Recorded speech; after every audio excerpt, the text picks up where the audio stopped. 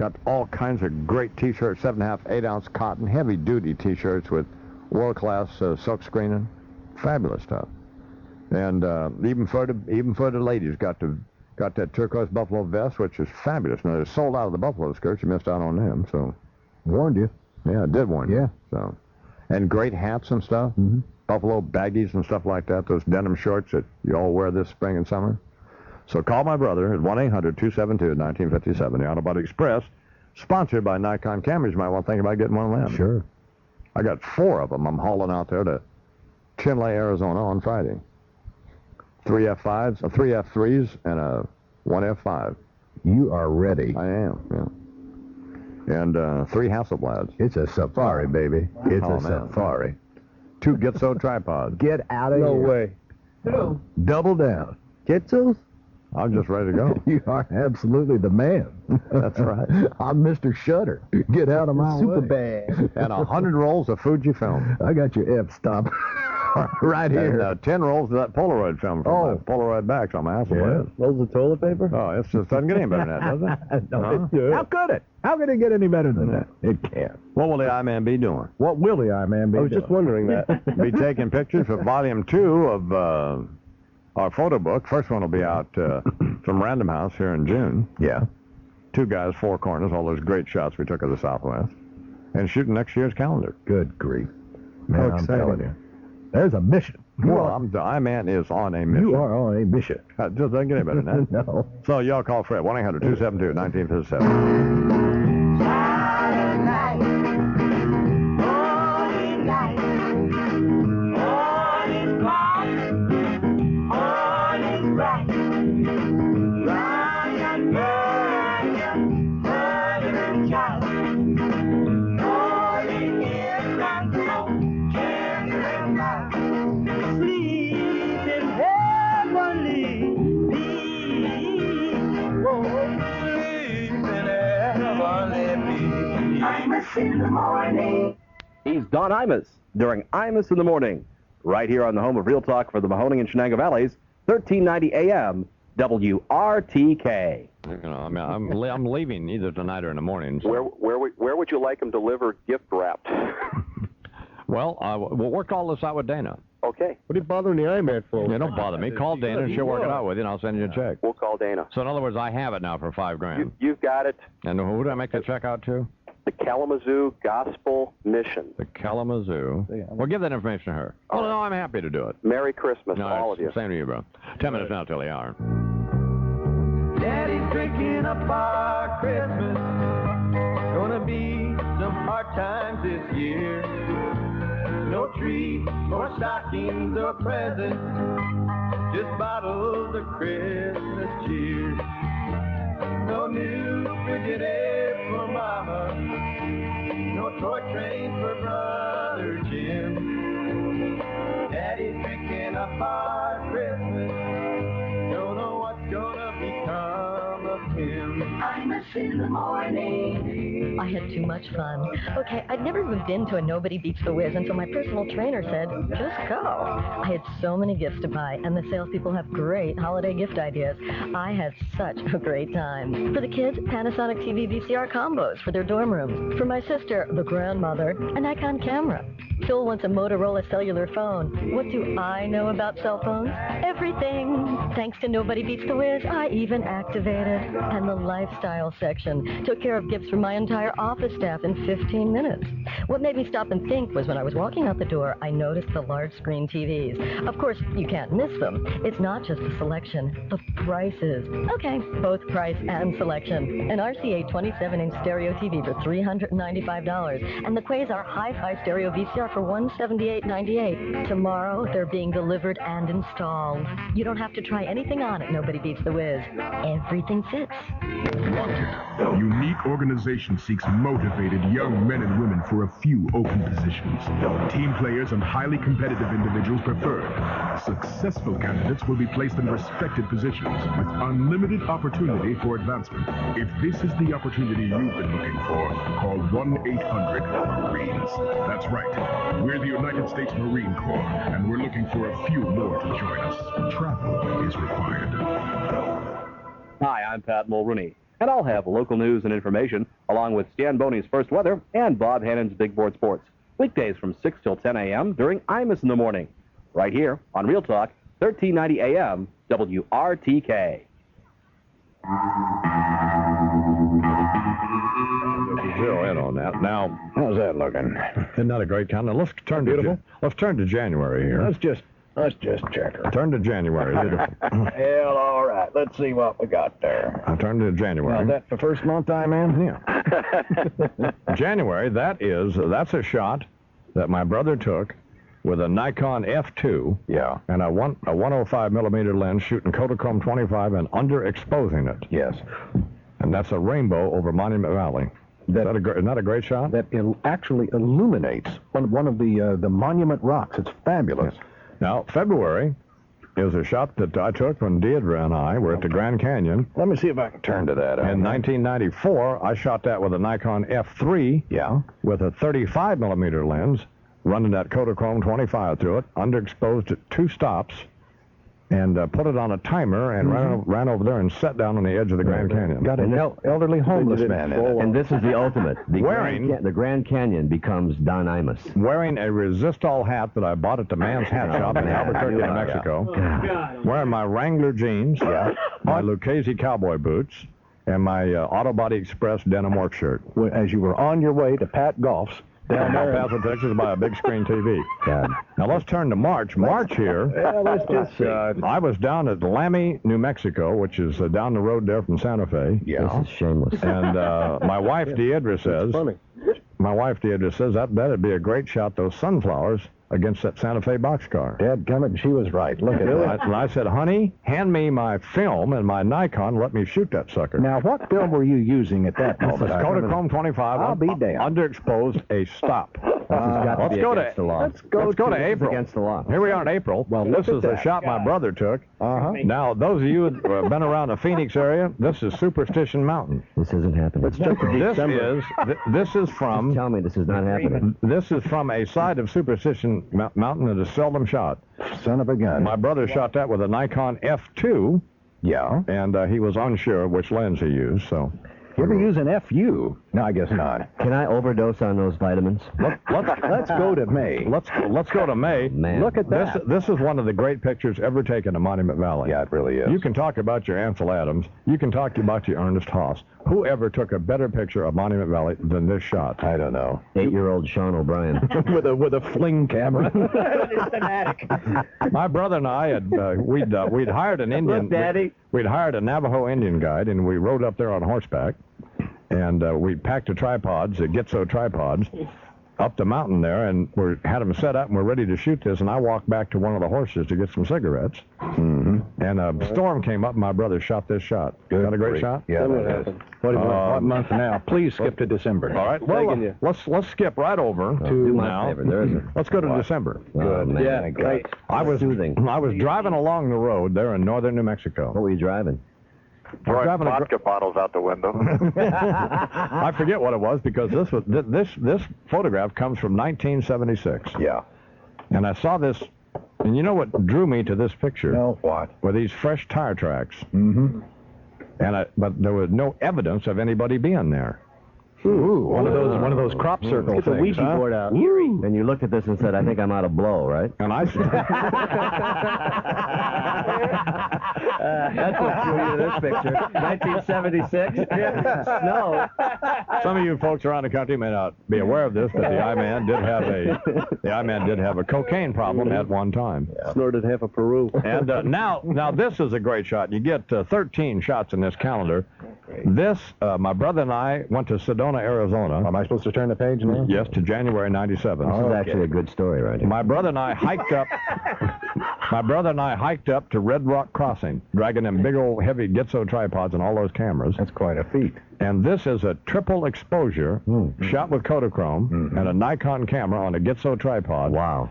And 3 filters. No kid. Now notice the red, blue, and green in the water there. Yeah. Yeah, how you get that? That's by changing the filters. Sure. Pee in it? But of course you can't move the camera. No, you don't pee in it. Fred, pour some more coloring in that water.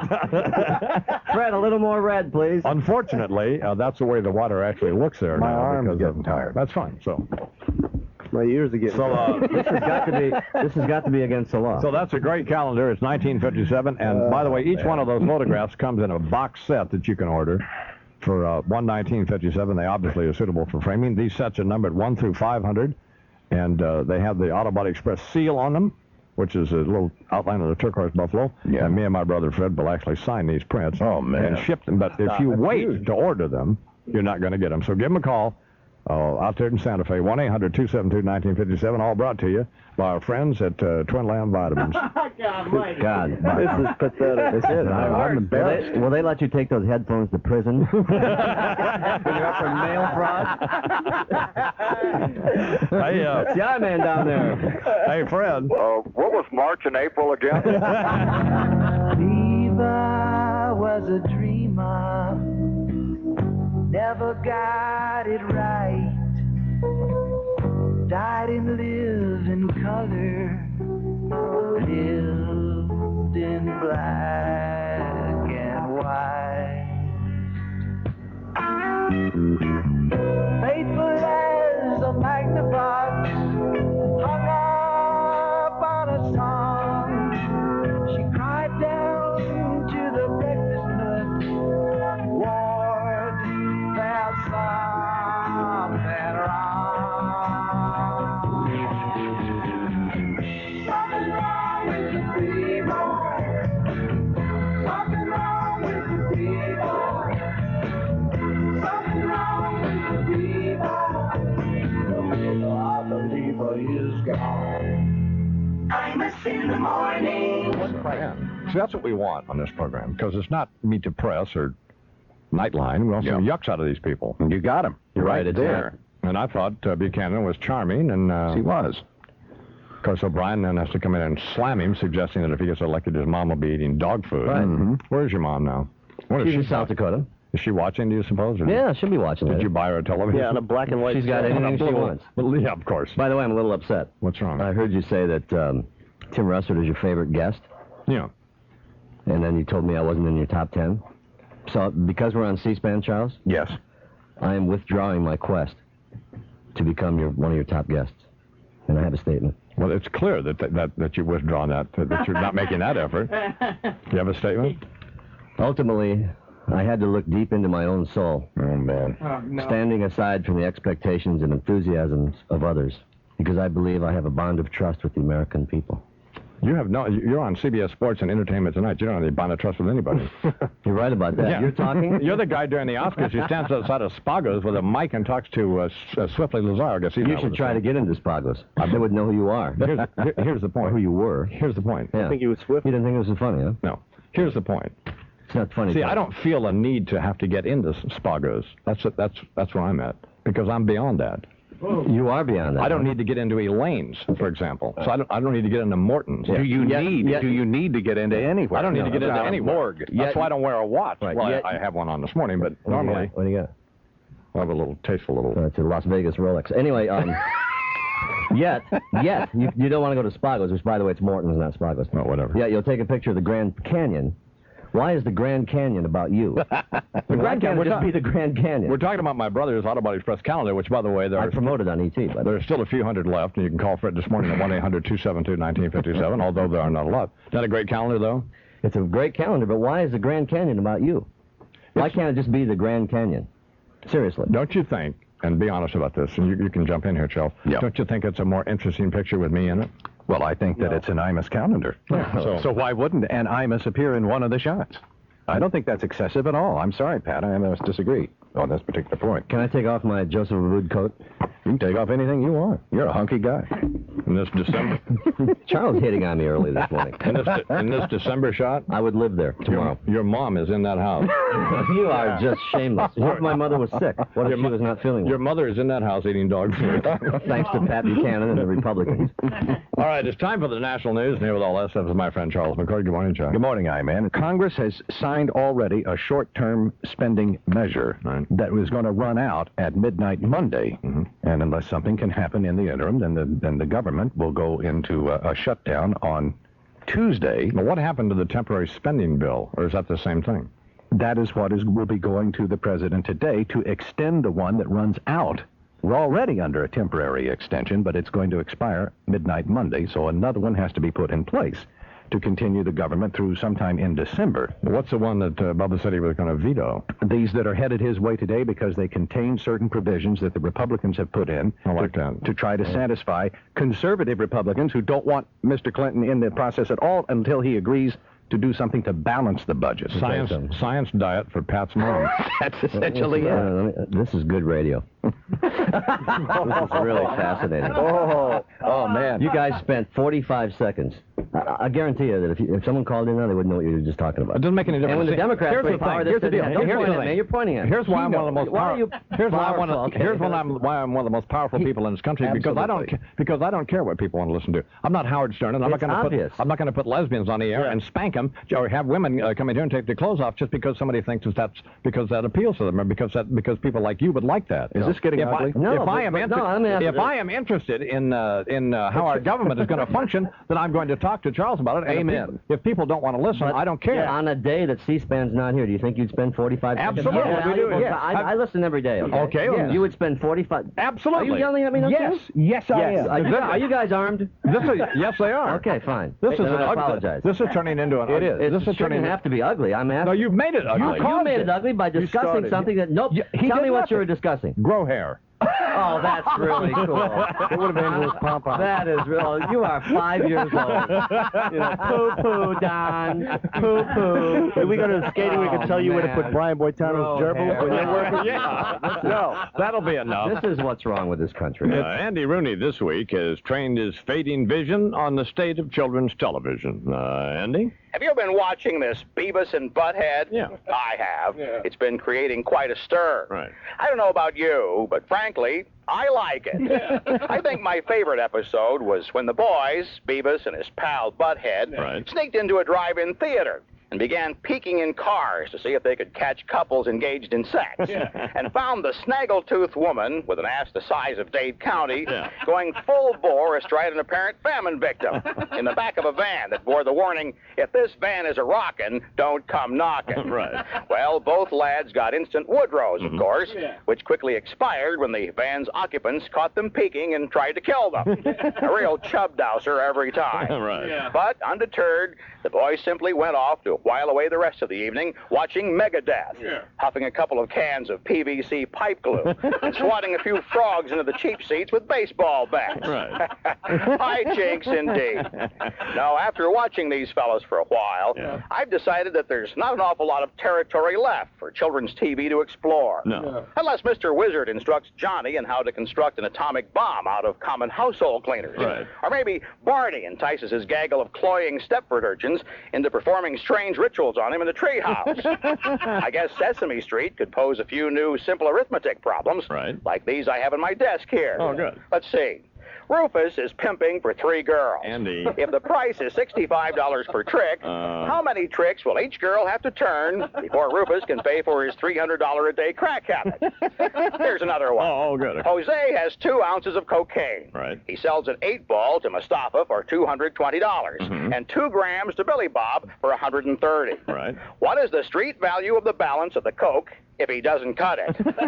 Actually, it all kind of falls together when you think about it. Right. Beavis, Butthead, condom stations in the schools right next to the metal detectors, along with syllabuses that introduce toddlers to Heather and her 2 mommies. So don't be startled if the next time you flip on Mr. Rogers' Neighborhood, King Friday is relating something from the new generation of children's stories. Uncle Wiggily does Denver. Horton hears a hoe. Or Goldilocks and the Chicago Bears, in which a curly-headed Annie character walks around an NFL locker room and says, "This one's too long. This one's too short. But this one is just right." Andy. Well, as for me, enough TV, period. I'm off to see the new Madonna Girlie show. I hear it doesn't suck. So that is more than I can conclude regarding the headliner herself. Cool. I want to grow up to be just like Jesus and never have to work. Just travel around from town to town, wherever evil lurks. Cross the Holy Land with rod in hand and sandals on my feet. But I'll stop a while and I'll share a smile with everyone I meet. Imus in the morning. This one says White House on damage control. And how about this one? Whitewater stories clash. Kind of brings a tear to the eye and a lump to the throat, or more precisely to my pants, now that I think about it. Why do I get the feeling that the only things missing here are Sam Urban and Peter Rodino? All things are as they were then, only the bylines have changed. Let me tell you something, Dono. I know a thing or two about how these events play out, as you're probably aware. Now, I heard your brother Fred with his gnome assertion the other day about how this is not a serious problem for the Clinton White House. Well, let's look at that for just a minute. The main point of administration officials so far is that regardless of who said what to whom, or who can't remember what was said when, that no one actually did anything to impede any investigations, right? Fine. You talk about not learning any lessons from history. That was my line, J.D., that although Halderman and I discussed getting the CIA to tell the FBI to back off on Watergate. Whatever. Even though we spoke about it, the CIA never actually did anything, remember? Yeah. And so I was absolved. Yeah, right. Absolved my ass right back to San Clemente. They dragged all my people in front of committees and damn near OJ'd me is what they did. Jesus. So despite what Fathead Fred says, I'm telling you, we're about one more he said, she said, graceful ducking recusal away from articles of you-know-what being returned against you-know-who. And it's right back to that Goober diner in Little Rock. Doe's Eats. I admit I do admire some of the players, though. Oh, really? Roger Altman, who never met a question he couldn't deflect. That Gene Hansen babe who dismissed her squirrel cage recollections as irrelevant. Is that beautiful or what? All Congress wants to know is whether a president tried to influence a federal investigation involving him, and she says irrelevant. I'm telling you, I had a boner. And then that kid, Josh Steiner. All he needed was a blonde sitting behind him with her hair in a bun. First of all, and huge mistake, the kid keeps a diary. But then, and this is the beautiful part, he tells a congressional panel that although he wrote it, he can't believe it. God, but I could have used that lad's lucidity back in my own administration, eh? Oh, well, no profit in wallowing in nostalgia. Although it seems everybody's on a nostalgia trip, Dono, as I close here. We've had the 25th anniversary of the Apollo 11. We're having the 25th celebration of Woodstock, all of that. But you know the 25th I most enjoy? No.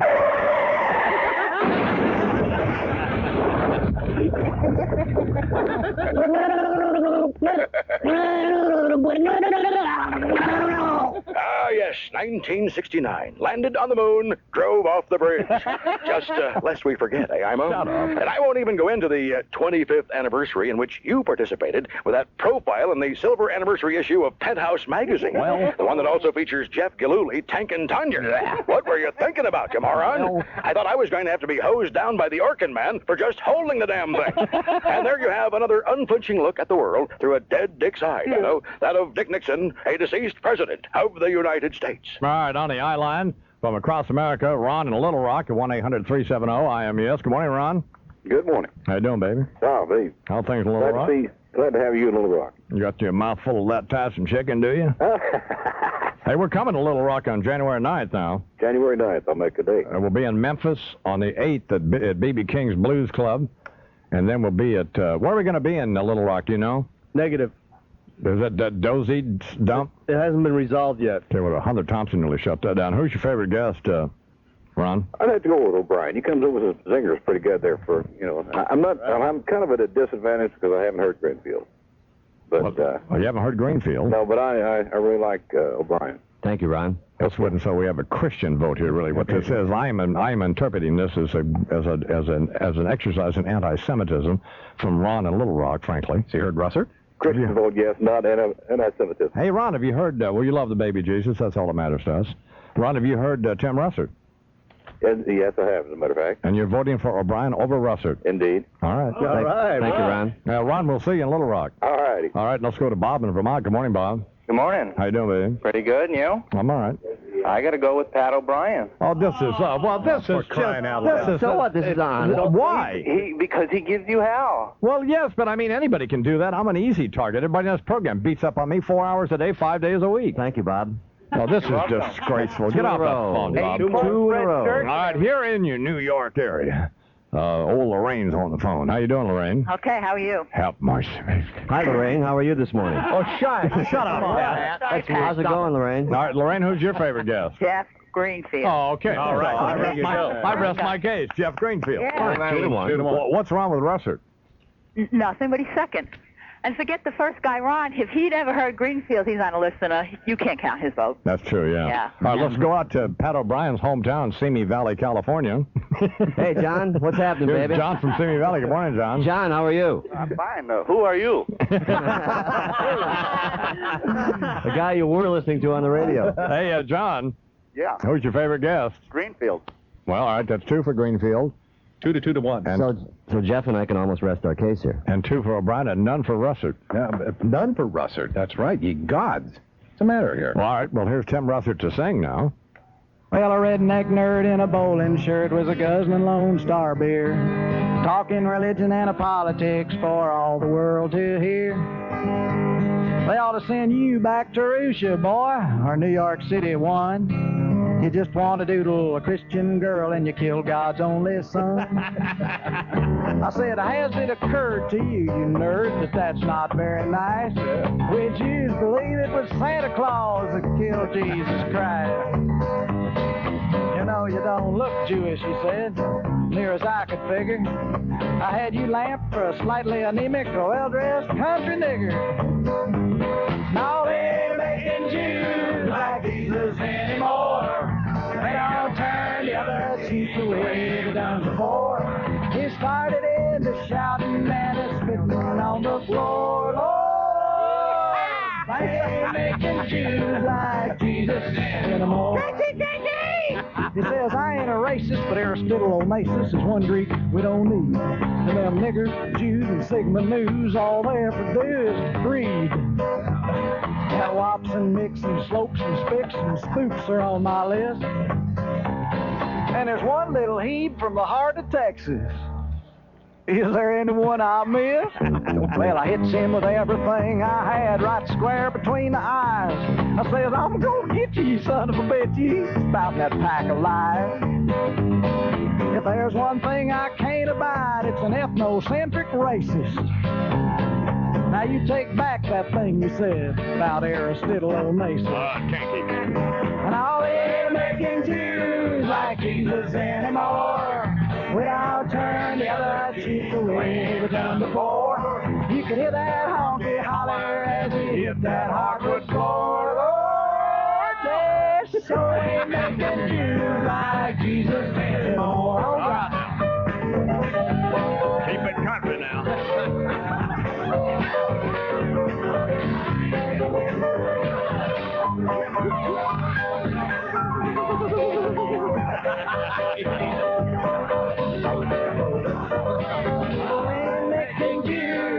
Jesus anymore. We don't turn the other cheek the way they done before.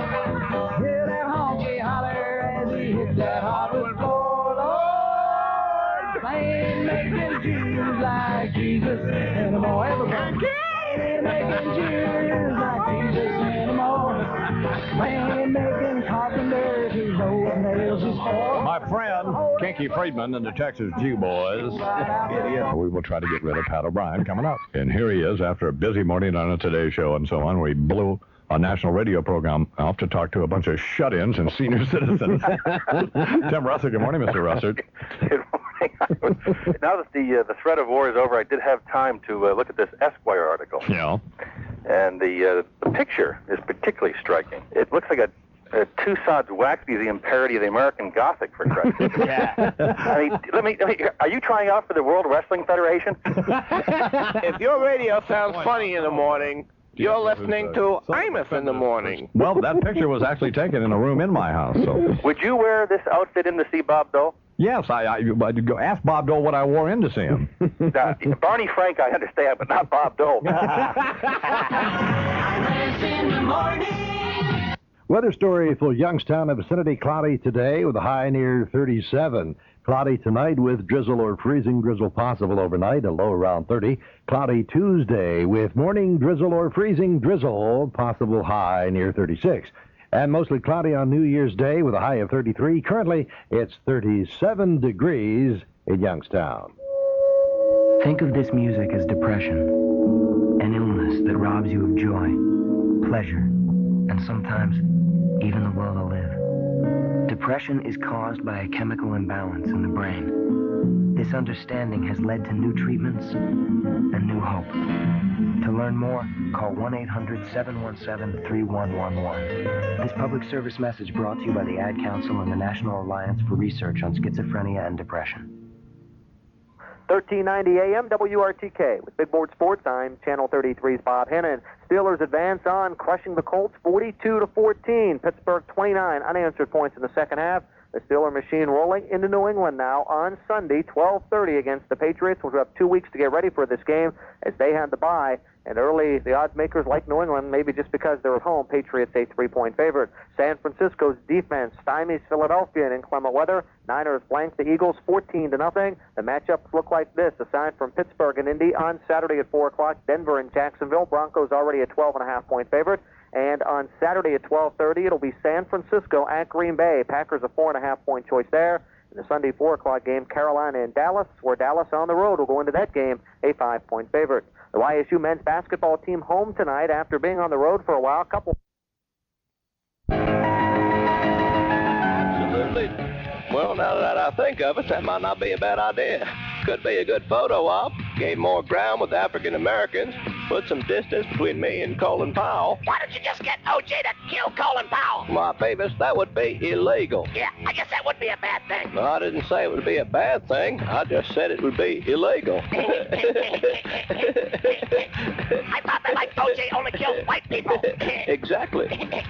My wife and I, along with Bernard and Gloria Aderbush and I think it's Averbush, I believe, with a V. Yeah. And I forget who, that woman, what's her name? Ann Ligori. Ann Ligori. We're going to cover the New York City Marathon. My wife ran the New York City Marathon last year in 3 hours and 30 minutes. Honey, how are you? I'm fine. Who's your favorite guest on my program? Pat O'Brien. Yes. You know, this is honey, how could you sell me out like this? I love Pat O'Brien. Watch Deidre. Whoa. Pat, you're great. Thank you very much. And I love David Brinkley. You should have him on more often. Well, thank you. Fine, honey, but how about Jeff Greenfield and Tim Russert? Yeah, Tim Russert's good, and Jeff Greenfield, you know, is Jeff Greenfield. He's good. But Pat's your favorite. well, you know, I told you before, you and Pat are great together. He's just hysterical, and you're hysterical, and I love the way you guys make fun of each other. My sister just called me because she was all upset because she thought you guys were really in a real fight this morning earlier. We were. And she was looking at Pat's face, and she said it was turning all red and everything. He looked like he was going to punch you. And You know what you said, honey? Here you said the key thing. So Pat O'Brien is great when he's with me. Because he needs me to be good. I don't need you for anything. Tim Russert and Jeff Greenfield are good by themselves, unto themselves. Sure. And so you need, without me, you're just introducing some moron on Entertainment Tonight or another dopey ice skater. Why is it that every time another you have the best... Flint on ice skater? Shut up a minute. Shut up! Yes. What are you nuts? I'm not nuts. Honey, don't laugh at him and encourage him. Let me talk. All right, fine. Why is it then when you run these best of Imuses that I'm always on there? And I don't hear the good Because we have to fill time and why is it that I'm always on it? Because... You need 28 seconds. Would you fill out the sentence? Because... You need 28 seconds. We need to... you do it by time, don't you, Lou? Oh, yeah, has to be time. Honey? Well, Pat's pretty good on Entertainment Tonight. That'll be fine, dear. That's enough from you. I think the Little Rascals on or something, you can go watch? I'll talk to you when I get home, young lady. Bye, hon. I love you, honey. My wife, Deidre Coleman, selling me out here on the Imus Morning program. See what these other callers think. All right, here's Scott from Pensacola, Florida. Scott, who is your favorite guest? Well, you know, I'd kind of like to reserve my vote until I hear O'Brien finish his story about the Alaska restaurant. He told that story with Lacerda, and it kind of went in the tank, you know. We'll see how he does. He started telling the story about a restaurant in Alaska. Why don't you go back in I think your trailer's on fire, Scott. We'll talk to you later. Here's Rich now from San Jose, California. Good morning, Rich. Hello, Mr. Imus. How you doing? I'm fine. Rich. How are you? Shut up, Pat. Yeah, you know, it's pathetic when you suck up to these callers. Rich. I'm enjoying your show on C-SPAN, too, here in San Jose. Who's your favorite guest on this program? Well, Mr. O'Brien, of course. Oh, Name like O'Brien, you know. Ridiculous. Wow. Unanimous. You know what that's all about? He's a homeboy, too, you know. Good job. No. Okay. All right, here's Jim Nance, not the one who's wears the leg warmers on CBS Sports, but another one. Yeah. Good morning, Jim. Jim. He's gone. Jim's gone. You know who we should have included in the mix, and who's a pretty good guest, is Barnacle. Yeah, but I mean... I'll tell you who else is great. Roberts is great. Mm-hmm. John Kerry is good. Certainly. Lieberman. Dodd. Molly Ivy. So you didn't realize that Jeff Greenfield's book was actually about me? You know, the worst guest we've ever had on this program, except for that pompous jerk Molly Ivins, was, of course, Chinga Chavin. Yeah. Chinga Chavin, the guy who wrote Beeple from El Paso. Yeah.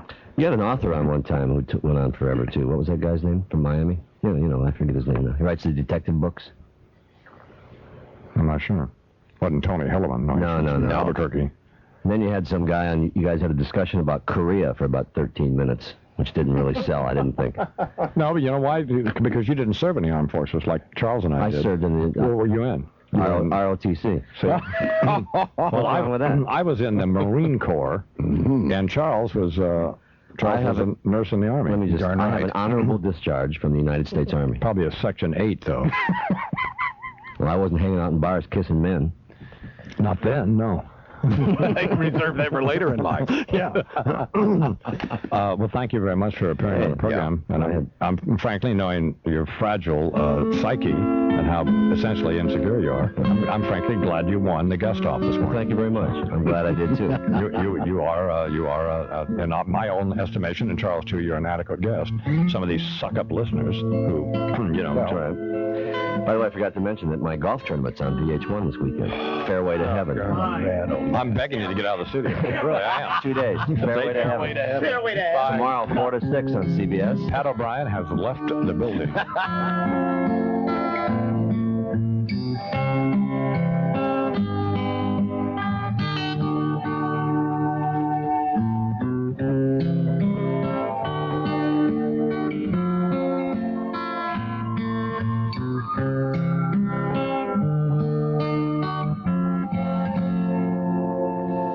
In the morning. And happy birthday to Hillary Clinton as well. All right. Isn't that appropriate, huh? You couldn't have people who are representing two more disparate political philosophies than the First Lady and Bernard McGirt. And they both hate Bill. Yeah, and we both like sleeping with women. You know, see, we have a lot in common. That's what Bill Bennett and Senator Joseph Lieberman are talking about. Sure. And Maureen Dowd addresses that issue in this morning's op-ed page of the New York Times, by the way. Game 5 tonight. We'll be right back at the Jake as Greg Maddux and Oral Hershiser will be the pitching matchup. What a great game it's going to be tonight, probably, but, I mean, how do you beat Greg Maddux? I guess you hit the ball and there you go. Score some runs. Sounds like he's never lost. I understand that. He's human like the rest of them. Fine. He's not a machine. Nancy Kerrigan him. You know what I mean? Punk. So you got to do that. Something like that. That's exactly right. A good idea. One of them 38-inch Louisville Sluggers. Sure. Kneecaps. That'll do it. NBA news, Shaquille O'Neal is out until almost New Year's. The Magic Center has a broken thumb. He'll have surgery today, then need about 6 to 8 weeks to recover. But the Magic will be fine. John Koncak, recently acquired, he'll be the starting center. And many believe, this sportscaster included, that Koncak is a better all-around player. In golf, Nick Faldo. Surgery. S-U-R-G-Y, period. Nick Faldo is playing in this weekend's PGA Tour Championships in Tulsa, and he'll have a bodyguard with him everywhere he goes. Faldo announced just recently he's separating from his wife, and the British media have hounded him since, so he's getting the bodyguard. Apparently, breaking up with his wife was hard for him to do, because breaking up is hard to do. And that reminds me of a song. No, don't sing, Mike. Do do do down doobie do down down, comma down doobie do down down, comma down doobie do down down. Breaking up is hard to do. No. That will be fine. God, get out. All right, here now on the Imus in the Morning program, nationally syndicated gossip columnist Liz Smith. Good morning, Liz. Well, now that Schindler's List has only the opening of the envelope between it and a sweep of every category it's nominated in, the pressure is off and Oscar watchers can finally devote their full attention to the real function of the Academy Awards telecast, the annual Celebrity Dish Fest. Facelift, silicone, substance abuse, let the games begin. What trashy wonders of hideous behavioral hyperbole await us this year? Will host Whoopi Goldberg wear whiteface and say motherfucker? Will Sally Field spontaneously combust into a puddle of self-satisfied goo? We certainly have a number of candidates for a reprise of the 1974 streaking incident. If you ask me, it's a dead heat between Harvey Keitel, who'd see it as an opportunity to give us another gratuitous look at his beef puppet, and Tom Hanks. Hicks, who'd use the moment as a final attempt to show what a dedicated actor he is by how skinny he got for his role in Philadelphia. Well? Take your trophy, have a sandwich, and get out. Yeah. And don't be too smug, because I have 4 words for you: bonfire of the vanities. My favorite pastime on Oscar night is which formerly glamorous Hollywood legend will show up looking like an Applehead doll. This year, my money's on Jimmy Stewart, although Shirley MacLaine might run a close second. Wait a minute. Somebody should tell her that it's one thing to think you're the reincarnation of an Egyptian pharaoh. It's quite another to look like the genuine article. Doesn't get any better or more macabre than when one of the elders of the entertainment clan gets up on stage in a sequin gown and push-up bra and drools all over themselves when they really should be at the home in a wheelchair and bathrobe with oatmeal on their chin. Show business is such a cruel mistress. I can't wait for the fashion parade. How much more daring can Cher be without showing up in only 2 Band-Aids and a cork? Which starlet will sport a hairdo that will most be in danger of pigeons roosting in it? Inside skinny is that Burt Reynolds will make the ultimate fashion statement and present 3 admission tickets. 1 for himself, 1 for his date from the escort service, and 1 for his hairpiece. And then there's the joy of watching fellow gossip columnist Army Archerd. Yes, that really is him and not one of those cardboard stand-up promos for Curse of the Mummy's Tomb. I love to watch Army meeting the arriving limos, like some 90-year-old tuxedoed valet parking attendant. Every year he tries to squeeze a few words of interest out of the stars. No mean feat, as they're not exactly showing up at a Mensa bowling dinner. No. He's kind of limited to, are you excited about tonight? I mean, it's not like he can ask Melanie Griffith about the situation in Bosnia. No. Look for a surprise appearance by the shamelessly powerful media icon Don Imus, who will be mistakenly introduced as Katharine Hepburn. I told you we weren't going to do any more old jokes with me. It's not good for my image. Yeah? I don't dwell on the fact that you're a carpet muncher, do I? Do I? Well, no. Oh, well, I'm 53. It's not like I'm 83. And I eat now what? Hello, darling. Nice to see you. It's been a long time. You're just as lovely as you used to be. Imus in the morning. For a fact, it is, man. That's on Tuesday evenings. And you meet down to you're Methodist, right? That's true. What is the difference between a Methodist, for example, and a Baptist? As the last church I attended on any kind of regular basis was a Baptist church, Southern Baptist. I would suppose, not being familiar with the Baptist church, I suppose there's not a great deal of doctrinal, basic doctrinal difference at all. No. It's like the difference between the brown shirts and the black shirts. Yeah, that's just stupid. Not a lot. Well, Southern Baptist, for example, we pull the shades down so people can't watch us, can't see us dancing. I understand that fine. You know what I'm saying? We leave the shades up. What can I tell you? So you think Methodists probably are more liberal than Baptists? I suppose that the Baptist Church, the Southern Baptist Church particularly, does tend to be a little more fundamental in its approach. But we all love the baby Jesus. So what else is there? So what do you? They practice in baptism. I think full immersion and that's right. And the Methodists. That old Reverend Fred up there in Greenwich, Connecticut, damn near drowned me. He put you down. Yeah. Said better leave this under a little while longer. My brother. This has got a lot of stuff on it. Reverend Fred Beamer. Yeah, I remember Reverend Fred Beamer. Yeah. When I wrote God's Other Son, I named characters in the book after real people.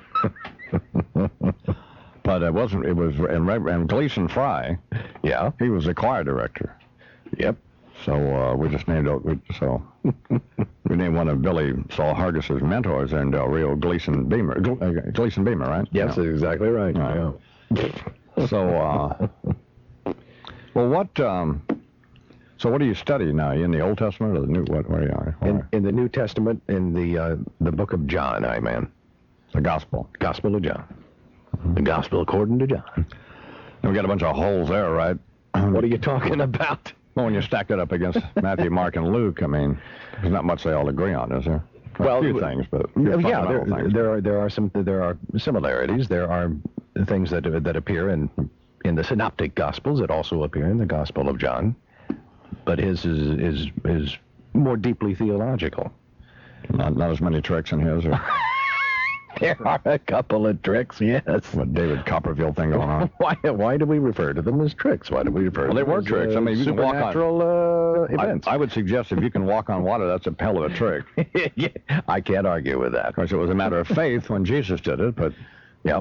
Because if you'll remember when he was out there, I forget which gospel this was in, but when he was out there in the boat, one of the other old boys was out there with him, was able to walk on water there for a couple of seconds. Peter, until he got to thinking about it, and then he went down quicker than a turd in a punch bowl. Oh, come on. Now that's just stupid. Now, continuing his quest for revivification as a viable political force, billionaire industrialist H. Ross Perot.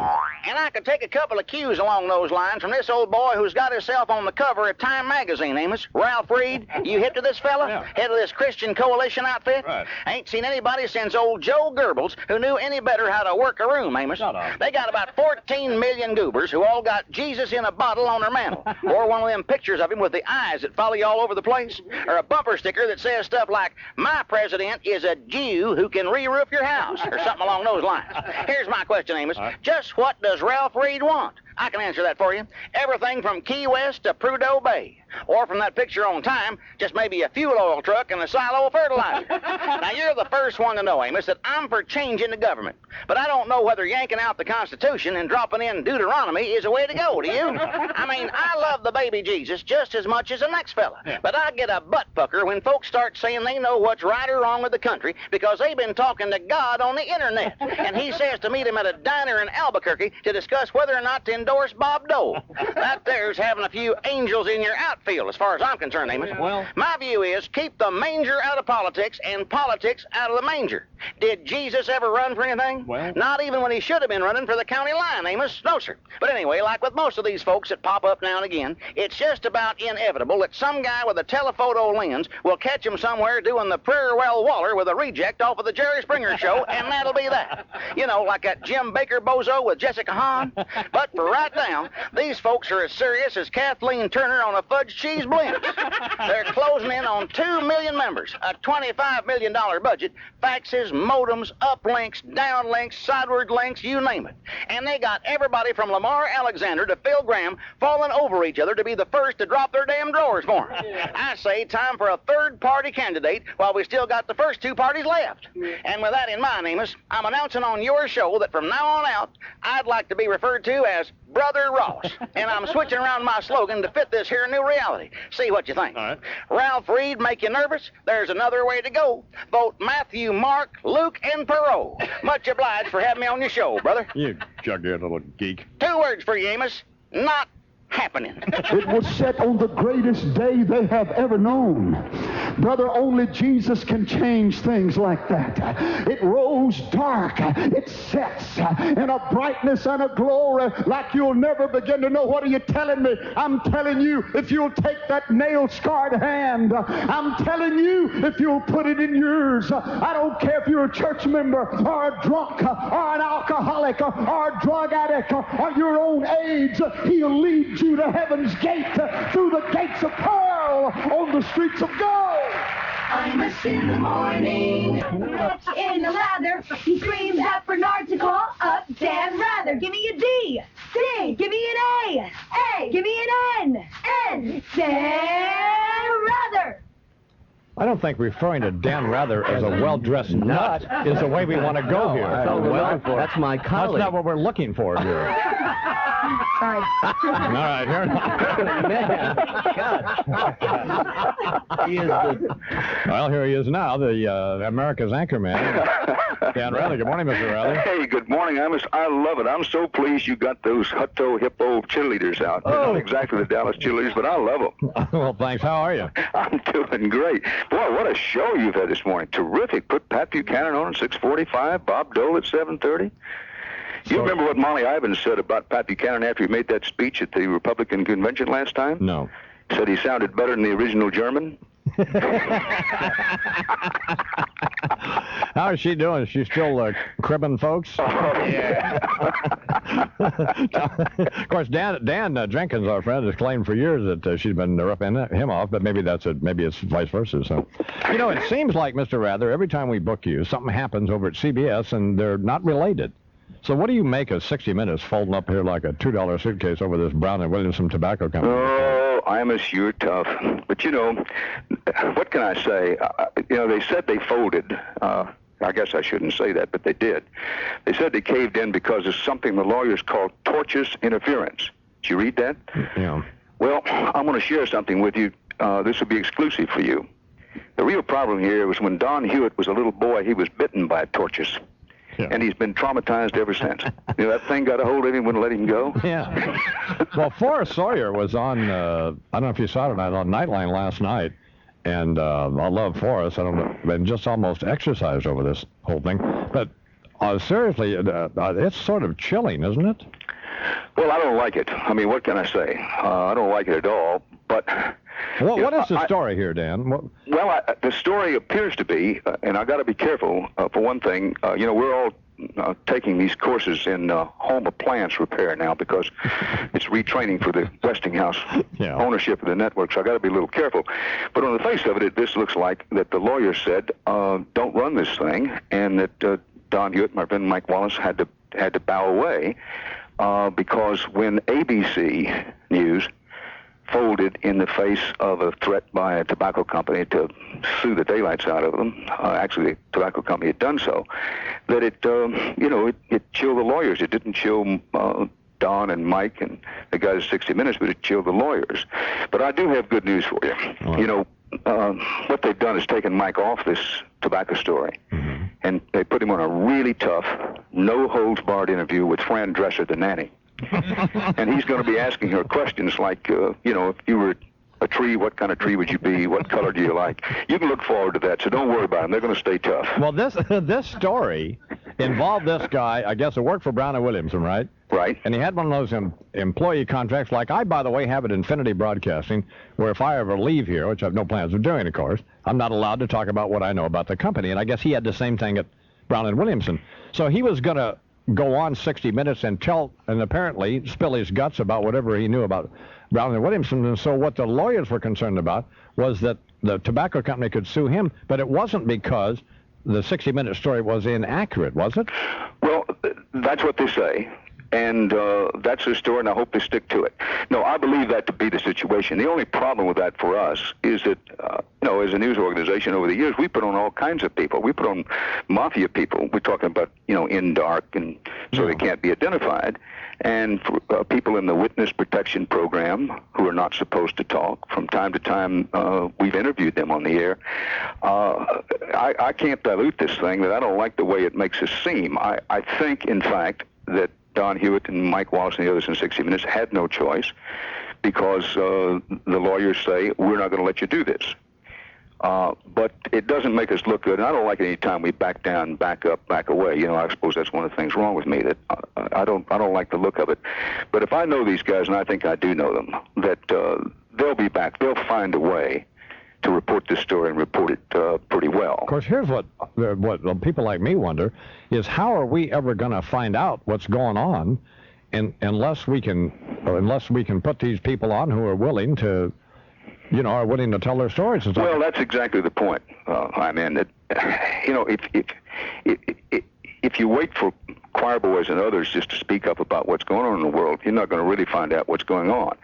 And the heart of 60 Minutes has always been gutsy reporting. It goes to people who know and find a way to get them on the air to tell you what's really going on as opposed to what people want you to believe is going on.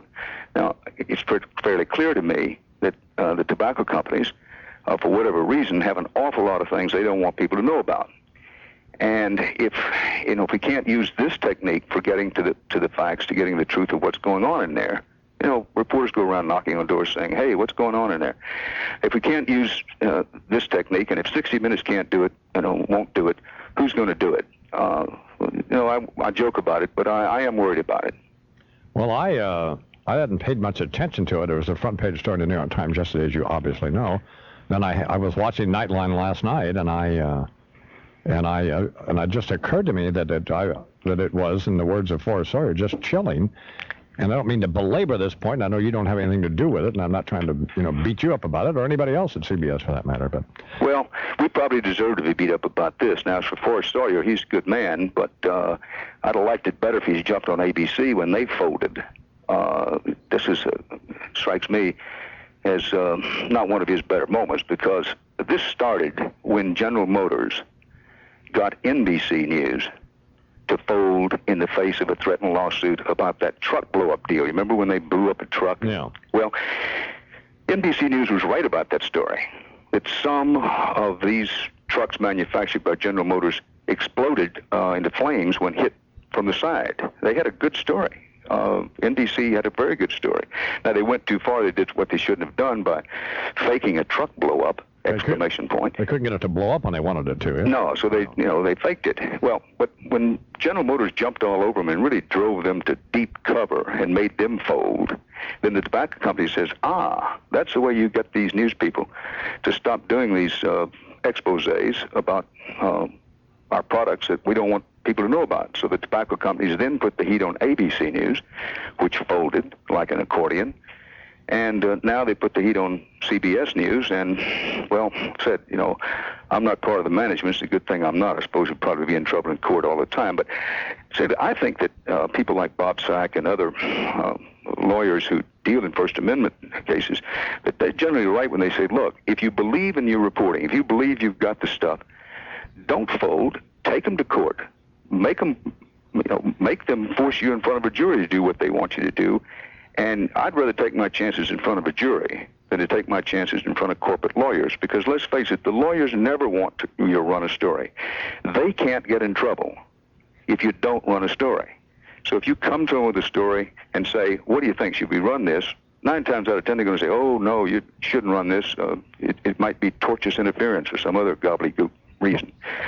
Well, I guess that what they were talking about, though, is just the point you're talking about taking them to court. And I guess the problem CBS has is that they didn't want to spend all the money to go to court. And you know how much that could cost. I mean, well, it could cost a lot, but I don't think it would whatever it might cost, it wouldn't cost as much as it's going to cost us if we get a reputation for folding every time somebody threatens us. You know how it goes in the schoolyard. If the first time the bully comes over and threatens you, if you fold and run, then you're going to be running the rest of the school year and probably the rest of your career in school. But look, I'm tacking against the wind on this, and it isn't going to happen. They aren't going to run this guy on 60 Minutes on Sunday, and we go on from here. But CBS News has had and has the longest and best reputation in the business for standing behind its reporting. I took a 60 Minutes story called the Galloway case, which nobody remembers, nor should they. But we got sued. Everybody wanted to settle it out of court. Said no. We believe in what we reported. We're going to take it to court. We took it to court. We went through a long, tortuous trial. I was on the stand, 16, 17 hours, I think, and we won it. Because the jury understood that while we perhaps had not done the story perfectly, that the gut of what we were reporting, the central portion of the story, was right. And in effect, I think what they said was, we need this kind of reporting. And I'd take my chance with the jury rather than these corporate lawyers any day of the week. But on the other hand, as I think it was Don Hewitt said, it's not my $15 billion. It's at stake. It's somebody else's money. I didn't mean to spend as much time with this as I did, Mr. Rather. We're talking with Dan Rather, the sole anchor now, the CBS Evening News. Well, were you surprised that Colin Powell, or did you think he was going to run or not? What was your... Well, I got to tell you, I thought he would run until about 10, 11 days ago, when people fairly close to him began saying to me, Dan, don't get too far out on this thing about his running because he might not run. And it turns out that he's kind of the Comet Kahutek of the present presidential race. It's all anticipation, no action. William Safire called him this year's Mario Cuomo. Yeah. Well, that's a little tough for me, but he's not Hamlet on the Hudson Othello, I guess, or somebody. Well, not everybody understands this, but in Texas football terms, he's all drop back and no pass. Well, I was talking to Jeff Greenfield, my friend, and I know that it doesn't make any difference what I think about these things, but it seemed to me, and I said all along, that I thought that he and Random House, his book publisher, got together and thought, well, this would be a cute way to promote this book, and that this thing just overwhelmed them. Well, I heard you say that this morning somewhere along the line, and that's as good a theory as I've heard as to what happened. Now, I know Colin Powell a little. I have no special relationship with him, but know him a little. And this is a very unassuming man, particularly given what he's accomplished. And you may be right that they got into, let's promote this book, that book publishers are almost as bad as television executives and having no conscience about promoting the product. Your book's, of course, accepted. But it may very well be that they just sort of, got to pumping along and then suddenly said, hey, there's really something here. But I give him a lot of credit. If he doesn't burn with a hot, hard flame to do it, then he was probably right to stay out, particularly what his family would have had to gone through.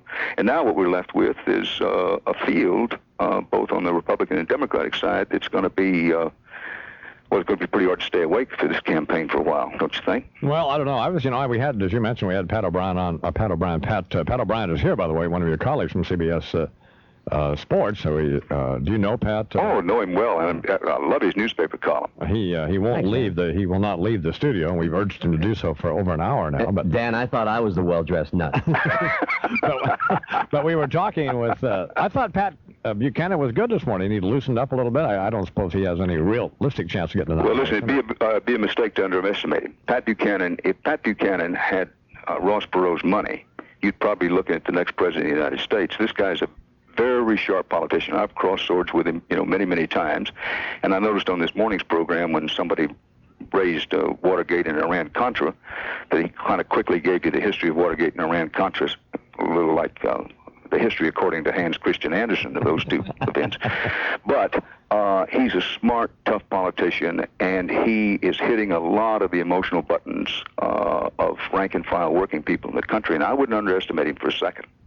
If you run into Mike Wallace, if he's not running across the street to beat up Marlon Fitzwater or somebody, have him call us, would you?